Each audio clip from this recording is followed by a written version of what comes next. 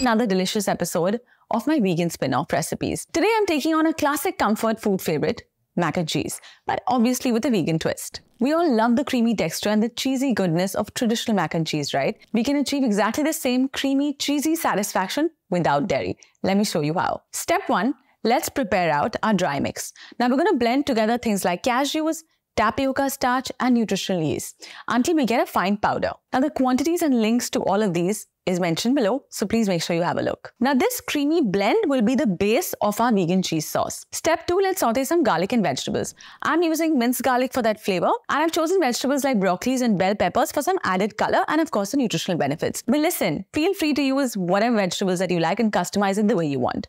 Step 3, in a fresh pan, add the dry mac and cheese mix, and then we're going to add some almond milk to it.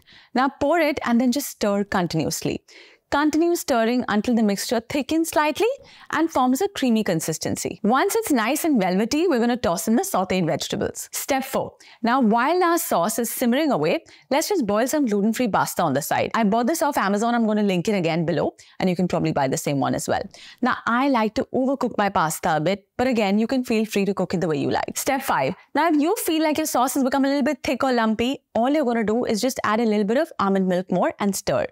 Please don't forget to season it if you're going to add that extra almond milk, because just a sprinkle of pepper, garlic powder and a bit of chili powder can take this dish to the next level. And there you have it, a hot plate of vegan mac and cheese. Now, whether you're a vegan or you're just looking to add more plant-based options to your diet, this is a great addition. Just make sure you're adding enough vegetables so that the ratio of your pasta to the vegetables is at least 1:1 or even better 1:2, because it won't hit your blood sugar levels that much. Also guys, this is the end of the series, so please tell me what you'd like to see next.